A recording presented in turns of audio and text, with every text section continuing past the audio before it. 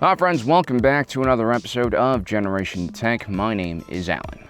Years before the first clone trooper put boots on the ground on the irradiated plains of Geonosis, the degenerate Kaminoan cloners were already eagerly messing around with Jango Fett's DNA in pursuit of creating the perfect soldier. The qualities that the Kaminoans were looking for were loyalty, obedience, bravery, and both physical and mental excellence. At the same time, the Kaminoans realized that they also needed a special forces unit for their secret clone army. This was a unit designed to operate in small teams behind enemy lines.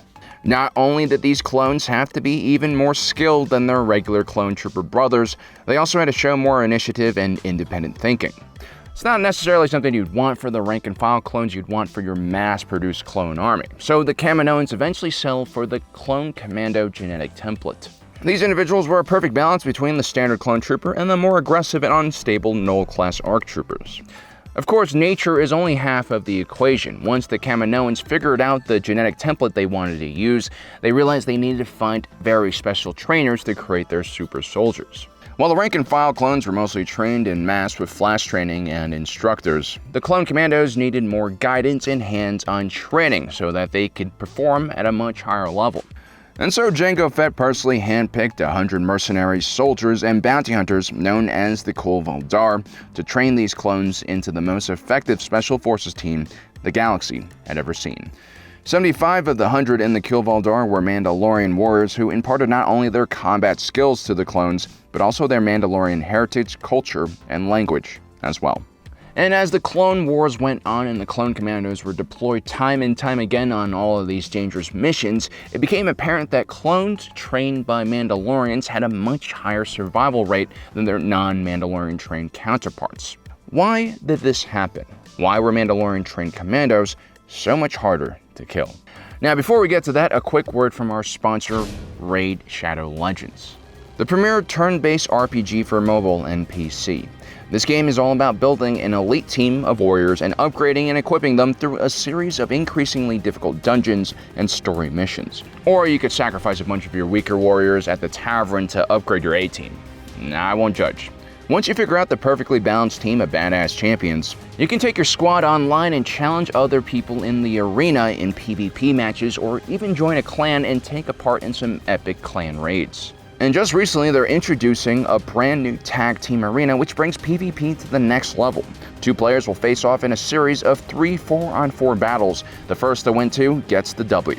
Win big in the tag team arena and the rewards will be just as big, and for a limited time, the developers will be giving out special awards to players who manage to finish high up in the ranks.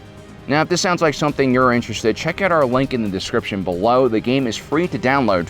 And for Generation Tech fans who are also new players to the game, you can get 100,000 silver plus 1 free champion, the Death Chanter.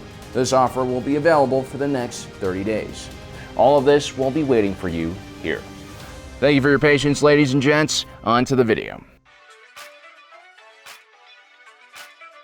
Central to Mandalorian culture was the Razzle-Nair. These were 6 tenets that were followed almost religiously by this warrior group. The tenets included wearing armor, speaking Mandola, defending one's family, contributing to the welfare of your clan, and rallying to the Mandalore or leader of the Mandalorians. The Razzle-Nair was designed to strengthen and preserve the culture of the Mandalorians and develop a very close-knit family structure that was actually carried straight onto the battlefield, making them very effective and fearless warriors. While more traditional militaries might avoid deploying family members in the same unit because of the emotional connections that often develop between family members in combat, the Mandalorians really embraced this concept of bringing family onto the battlefield, and this made them a much more effective fighting force. While the average clone trooper fought in massive formations and the Null ARC troopers operated independently, the clone commandos operated in small teams of 4 known as pods. This was said to be inspired by the local flying whales on Kamino known as the Iowa, who were extremely efficient group hunters. Clone commandos were assigned to their pod at birth, and they basically ate, slept, and trained together for 9 years until they were combat ready. While all clones viewed each other as brothers, the clone commandos had an even more inseparable bond because of their shared upbringing. This also meant that a clone commando unit was extremely well in tune with each other's mindsets and movements during a battle. They could almost predict each other's movements. Mandalorian trainers would have most likely approved of the clone pod's close connection, and given their Fett DNA, would have seen them as appropriate candidates for Mandalorian adoption. You see, not all Mandalorians are born into the culture. Many were orphans found on the battlefield and adopted as foundlings by Mandalorian warriors.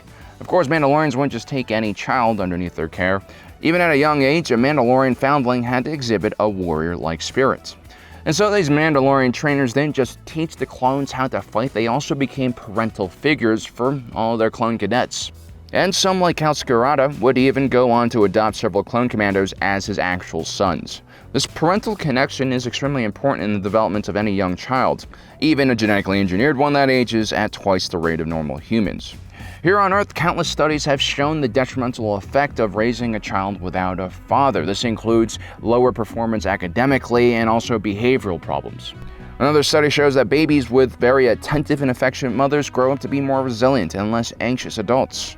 And so the simple act of accepting these clone cadets as their own children already gives these clone commandos trained by Mandalorians a huge advantage over the non-Mandalorian trained clone commandos. And so when these clone commandos become adults, they'll be more focused, centered, and able to overcome adversity.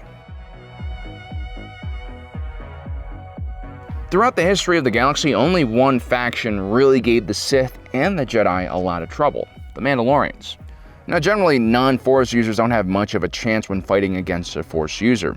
This is primarily due to the fact that Force users have precognitive abilities, which means that they can actually see an opponent's attack coming before they even throw a punch or shoot a blaster at them. The Mandalorians were stunned and defeated when they first encountered the Force-wielding Jedi, but eventually they developed several techniques along with a wide range of gadgets, weapons, and armor to counter the Jedi's strengths.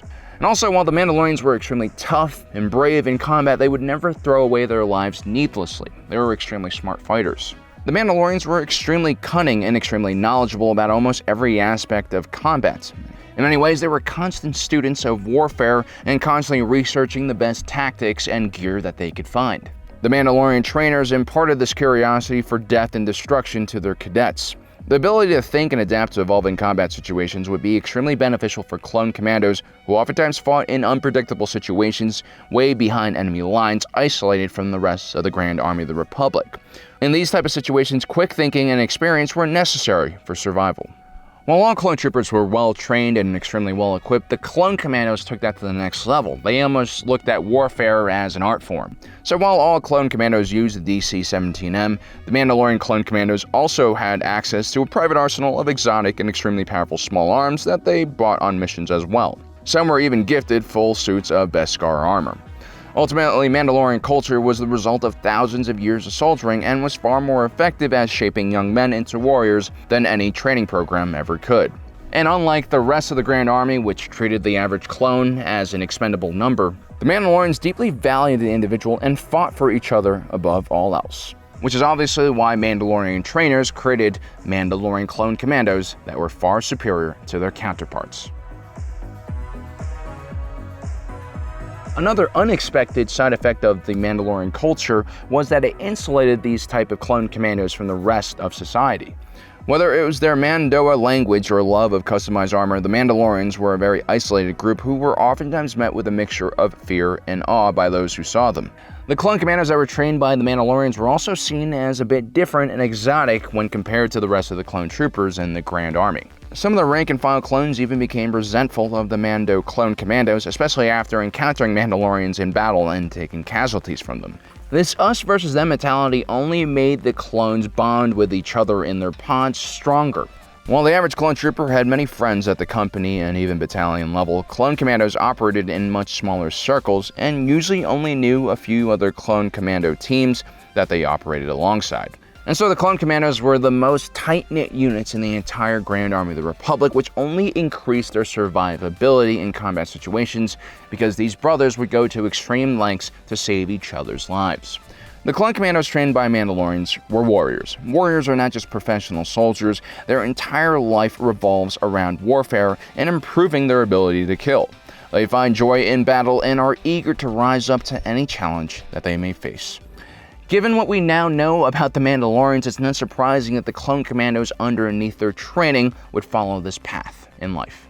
And when Order 66 finally occurred and the Republic collapsed, several clone commandos in true Mandalorian fashion were smart and independent enough to know it was time to leave. So there you have it, guys. That is our theory on why the clone commandos trained by Mandalorians survived at much higher rates than the clone commandos that were not trained by Mandalorians, which probably means that if you want to be a soldier in the Star Wars galaxy, become a Mandalorian. I hope you guys enjoyed this episode. Don't forget to subscribe and hit that notification button down below. And as usual, thanks for joining us today. If you're watching this, you are Generation Tech.